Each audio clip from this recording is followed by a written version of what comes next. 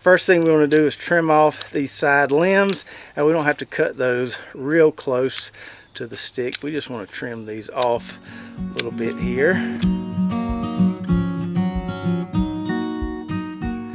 What's up, Lazy Dog fam? Hope all y'all are having an awesome day. It is Friday, July 12th here in South Georgia, and on today's video I'm going to give you an update on our summer fig propagation efforts and our attempted mulberry propagation here in the greenhouse.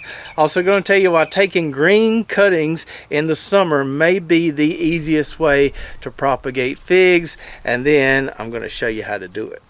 So we usually don't think about summer as a time to be propagating trees because we don't want to be cutting on our trees while they're still growing. We usually do our mass fig propagation in the fall, either right before our trees are about to go dormant or once they go dormant. But propagating fig trees in the summer is really easy and not a bad idea if you just want to make a couple copies of a tree you have that you really like. Now, before we go any further, one important thing to mention here, we're not going to be talking about air layering. We're just going to be talking about propagating for cuttings. I know air layering is really easy. A lot of people like it because it's so easy, but I don't have any experience doing air layers. I've never done a single air layer in my life, and that has a lot to do with the fact with just how many trees we're propagating around here. And just to give that a little bit of perspective, let's look at this large Marseille white tree here. Now, we could do quite a few air layers on this tree, but not near as many air layers as we could take cuttings.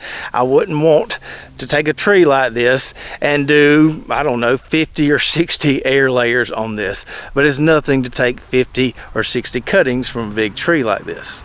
So we're just talking about cuttings on this video today, and in a little bit I'm going to show you just how easy that is. Now, you may recall a few weeks ago I told you I was going around kind of trimming up the base of my fig trees a little bit and taking any of that viable wood, even though it may still be green and not hardened off yet, and I was propagating it. So for a majority of our trees, we trimmed up the bottoms there, got any of those suckers and bottom limbs cut off just to make it easier to work around these trees, easier to fertilize, easier to weed. Got a few weeds there we need to pull on that tree. Didn't really take anything off the top of our trees, just cutting off some of those sucker limbs on the bottom. And in the process of doing that with all the fig trees we have, we ended up with about 700 good cuttings that we started in the greenhouse here beside me. I'll show you those in a minute, but man, they took off really fast. Now, another important thing to note here is that it's probably not a great idea to try to propagate fig trees in a closed greenhouse this time of year. We can get away with it because ours has these roll-up sides, keeps some nice airflow in there, keeps it cooled down a little bit. I also leave the door open, and you may notice I've recently added a shade cloth as well. Can't remember the percentage on that. I want to say it's 60 or 80, something like that. But it's keeping it about 10 degrees cooler in there than it was. So here you can see all those cuttings we started. Got some on that side, some in the middle there, and some over on that side.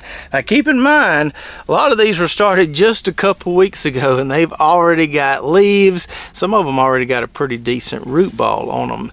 We're getting close to 100% with all of these green summer cuttings here.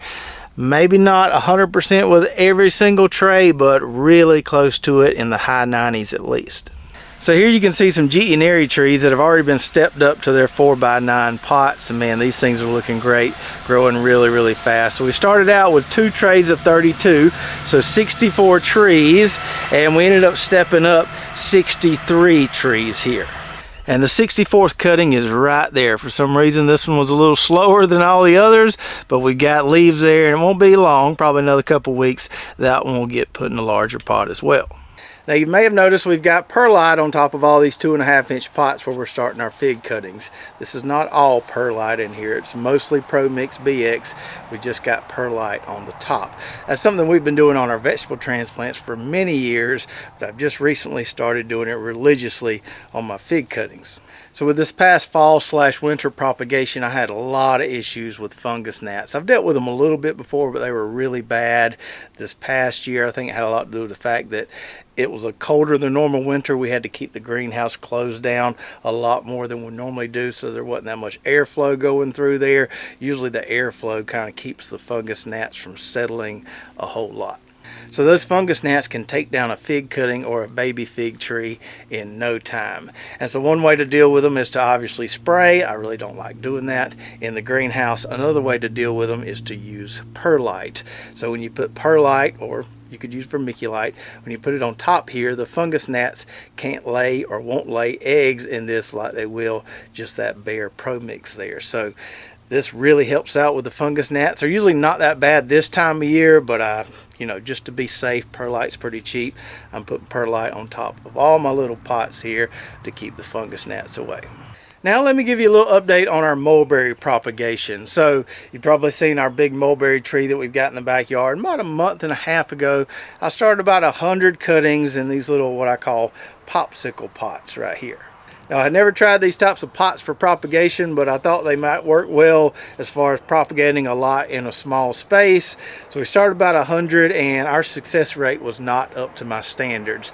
I think I got about 25 trees from starting those 100 cuttings, so definitely some room for improvement. So here's one of those mulberry cuttings that actually took. We've already stepped it up to a 4x9 pot here, and this one here looks pretty good. All the ones that I stepped up look pretty good. I just didn't get a lot of them to take. Now, one neat thing I discovered during this process was how different these mulberry cuttings grow compared to these fig cuttings. So with a fig cutting, almost always you'll get leaves before you get roots. And sometimes you'll get leaves and think you got something, but you never get any roots forming, and the leaves end up just kind of dying. These mulberries, however, seem to make roots before they make leaves. And I kind of figured that out by accident. So after I stepped up those 20 viable cuttings that actually formed leaves and had rooted, I had a tray left with 80 or so that just looked like sticks, and I was like, okay, I've given these long enough, it's time to chunk them. So I started chunking these things, and I found about 20 of them with no leaves on them at all, but with a nice little root section attached at the bottom. And I said, well, maybe this thing is alive after all. So I took those 20 or so sticks that had roots and put them in a 4x9 pot like this. This just looks like a dead stick, but there's actually a bunch of roots down here. Just waiting to see if we get any leaves. Now, if all these end up forming leaves and making a tree, then we get close to about a 50% success rate. Still not up to my standards, but a lot better than what I thought I got. But anyways, we're going to continue testing out mulberry propagation methods. I'm probably going to start my next round in some 2.5-inch pots like we do our fig cuttings, see if I can get a better success rate that way, and I'll keep playing around with it until we get it fine-tuned. So now let me show you how to do this quick and easy summer propagation so you can make a copy or copies of your favorite tree. Step one would be to obviously take a cutting. Now for this example on this video, I want to take a green cutting and show you how to do that. Problem is, we don't have a lot of green growth right now. A lot of our spring growth is hardened off already, but I think I've got a little bit at the base of this LSU Scots black tree here. Now I don't know if y'all can see this because it's kind of dark down here, but that right there looks pretty good. That's a low limb on that tree that I would cut off anyway. Got some nice green growth on it there. So I'm just going to clip that right there at the base of the tree. So we've got our piece that we cut off here. We don't need anything super long for this. Something 6 to 8 inches will work just fine. First thing we want to do is trim off these side limbs, and we don't have to cut those real close to the stick. We just want to trim these off a little bit here, so it ends up looking like that. And then the next thing I want to do is remove this tip here. So I'm just going to snip that off. And then on the bottom, I like to make a diagonal cut. Some people say that gives more surface area for your rooting hormone to adhere. We'll talk about in a minute whether rooting hormone is necessary or not. But it's just as easy to make a diagonal cut as it is a straight cut. So I'm going to go right below that node right there. Make me a little diagonal cut just like that. This also helps me out when I'm doing a ton at the time. I've got a bowl full of cuttings in water. I can easily tell which end goes up when I've got that diagonal cut on the bottom end. The next thing you'll need is a cup or a little pot to put your cutting in. You can use these 2.5-inch pots like we do. You could use a Dixie cup. The main thing to remember here is that you don't need a huge pot to do this. Once you figure out what size pot or cup you're going to use, fill it up with some Pro Mix or some other kind of fine seed starting mix. You don't want anything too chunky for this. We love the Pro Mix BX, but there are other products on the market. Just something nice and fine will work. The next thing we need to do is seal off the top of our cuttings here, or else they'll dry out. Now you can use grafting tape or budding tape for this. I've started using wax in the last year and it works really, really well. I know that there looks kind of gross. I need to clean that out after this last round of propagation. You could use any kind of candle wax. This is unscented, but you could use just a candle in your house. It'll work just fine. You just want to dip the tips of these cuttings in that wax there and it will dry really quick. So we dip that one and then we'll dip this other one right here. Now the tops are sealed. Now you can use rooting hormone if you want. I don't think it's absolutely necessary when doing green cuttings in the summer like this. If it makes you feel better, go for it, but I don't think you gotta have it this time of year when doing green cuttings. Now I always use rooting hormone because I always have this stuff on hand. We use this hormone 2 powder here. Probably not realistic for everybody because one of these costs about 50 bucks and there's enough in here to do thousands of cuttings. But there are, you know, smaller size options out there on the market. You can find some stuff on Amazon. People use stuff called Dip and Grow or Clone X. There's several different liquid rooting hormones out there that you can use that you can get in smaller bottles. Now if you are using rooting hormone, you're going to want to make a dibble for your cutting in your soil. So we got Pro Mix in here. We already pre-moistened it down. So you'll want to make a dibble in there so you don't knock off all your rooting hormone pushing that cutting down into the soil. So make a little dibble like that if you're using rooting hormone. And then we just stick it down in there and then we kind of squeeze the soil around it.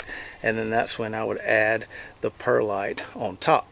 And so once you've got your cutting in here, you want to keep this soil just kind of barely moist. You don't want to overwater these things. You don't want this cutting to rot. Now here in the greenhouse, I have to water mine every single day because they will dry out. But you don't need a greenhouse to do this. You can sit this on a plate inside your house and it should eventually start to grow. So just keep it barely moist. Don't overwater this thing. And this time of year, propagating green cuttings like this, in just a few weeks, you should start to see some signs of life from this cutting here. Like I told you earlier, usually you'll see buds or leaves first, and then roots will start to form. So don't get antsy wanting to pull this thing out. Just let it do its thing. Once it gets a decent amount of leaves on it, then you can check the root ball. I won't even check the root ball on this one right now. I'll wait till it gets a little bit bigger, although I can tell it's already got some roots. And then once you finally get a nice root ball, you can obviously step this thing up into a larger pot, a 4x9 pot like we use, or an even larger pot that may be the final destination for your fig tree. So if you've got a fig tree in your backyard that you really love and you want a few more of them, or maybe you want to grow a couple out for friends and family, this is an easy way to do it in the middle of summer. Taking a green cutting like this, it will take off really fast. So I hope you enjoyed the video today, and just in case anybody's wondering, these trees that we're propagating in the greenhouse now, these should be ready to ship, I'm guessing sometime in the middle of September, so stay tuned. We'll let everybody know when those are on the website, when they're available. We'll have most of our varieties restocked at some level, not all of them, but a majority of them. And if you missed our last video talking about fertilizing figs in the middle of the summer, whether you should or shouldn't do that, and showing you some of those delicious berry figs we've got ripening right now, you can watch that right here. So check that out, and we'll see you next time right here at Lazy Dog Farm.